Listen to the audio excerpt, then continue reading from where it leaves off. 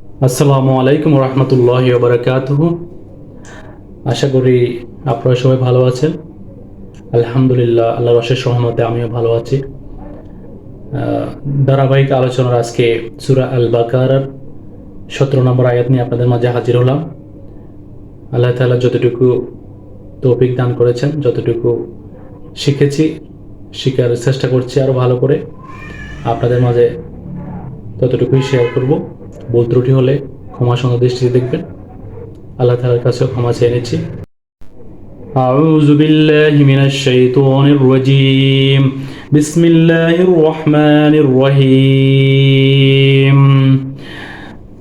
مثلهم كمثل الذي استوقد نارا فلما أضاءت ما حولهم ذهب الله بنورهم وتركهم في ظلمات لا يبصرون.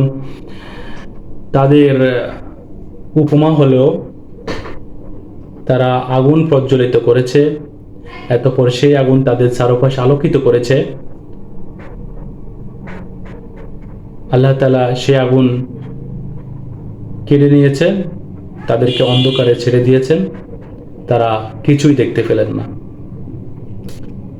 উক্ত আয়াতে আল্লাহ তাআলা মুনাফিকদের অবস্থা সম্পর্কে বলেছেন। প্রথমত, মুনাফিকরা তাদের যখন কোনো আলো ছিল না, তাদের যখন কোনো জ্ঞান ছিল না, তারা অনেক কষ্ট করে তারা আলো জ্বালিয়েছেন। তারা মনে করেছেন যে এই আলো তাদের সারা জীবন থাকবে। হঠাৎ করে যখন আল্লাহ তাআলা তাদের থেকে আলো কেড়ে নিলেন, এই মুনাফিকদের থেকে তাদের মুনাফিকের কারণে আলো যখন কেড়ে নিলেন, তখন তারা আবার সেই অন্ধকারে নিমজ্জিত হলো। তখন সে রাতের অন্ধকার, বৃষ্টির অন্ধকার, এইসব মেঘের অন্ধকার, এইসব অন্ধকারে সে নিমজ্জিত হলো তার মুনাফিকির কারণে। সব কিছু জানার পরেও, বোঝার পরেও, আলোতে আসার পরেও সে আলো তারা দূর রাখতে পারে না তাদের মুনাফিকের কারণে। পরের মুনাফিকের অবস্থা হলো তারা ইমানদারদেরকে ইমান আনার পরেও বা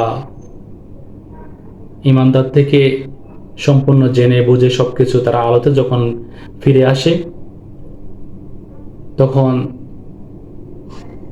আলোতে যারা যখন ফিরে আসে তখন সেই আলোর কিছুটা সুবিধা উপভোগ করে। দুনিয়াতে তারা কিছু সুবিধা উপভোগ করে, সম্পদ বা তাদের যত কার্য হাসিল করা সব কিছুই করে সৎ পথে থেকে। কিন্তু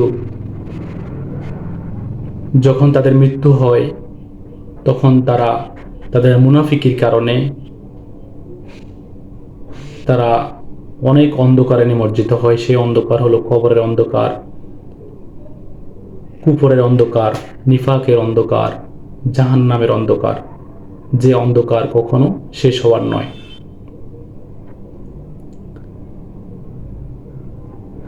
ইবনে আব্বাস রাদিয়াল্লাহু তাআলা আনহু থেকে বর্ণিত, রাসূলুল্লাহ সাল্লাল্লাহু আলাইহি ওয়াসাল্লাম যখন মদিনায় গমন করলেন, তখন কিছু লোক ইসলাম গ্রহণ করে আলোয় ফিরে আসলেন এবং কিছুদিন পরেই তারা আবার মুনাফিকি করলেন। তারা সৎপথ থেকে বিচ্যুত হয়ে গেলেন, তারা সেই অন্ধকারে নিমজ্জিত হলেন।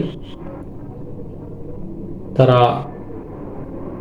সব কিছু জানার পরেও, ভালো মন্দ বোঝার পরেও, হালাল হারাম বোঝার পরেও তারা মুনাফিকি করেছেন, কুফরি করেছেন। তারা সবগুলো জেনে বুঝেও তারা কোনো কিছু মেনে চলেন নাই। তারা আবার যখন আল্লাহ তাআলা তাদের থেকে অন্ধকারে তাদেরকে নিমজ্জিত করেন, তখন তারা দুনিয়াতেও ক্ষতিগ্রস্ত হয়, তারা আখিরাতেও ক্ষতিগ্রস্ত হয়। আলো যখন হারিয়ে যায়, তখন তারা সব দিকে অন্ধকার দেখতে পায়, তারা তখন আর সুফলটা পায় না। আর যারা সৎপথে থেকে সব কিছু জেনে বুঝে কুফরিতে নিমজ্জিত না হয়ে আল্লাহ এবং তার রাসূলের পথে থেকে মুনাফিকি না করে সব কিছু মেনে চলে, দুনিয়াতে এবং আখিরাতেও। দুনিয়াতে যেমন সফলতা তারা পায়, আখিরাতেও তারা যেমন সফল হতে পারে বা সফল হয়। এখানে মুনাফিকদের অবস্থা সম্পর্কে বলা হয়েছে আল্লাহ তাআলা এই আয়াতে। তা আমরা যেন মুনাফিকি থেকে দূরে থাকতে পারি, নিজেদের মধ্যে কখনো যেন মুনাফিকের স্থান না পাই, সেইভাবে সতর্ক হয়ে আমরা যেন চলতে পারি।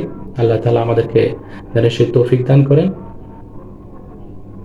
আমিন। আসসালামু আলাইকুম ওয়া রাহমাতুল্লাহি ওয়া বারাকাতুহু।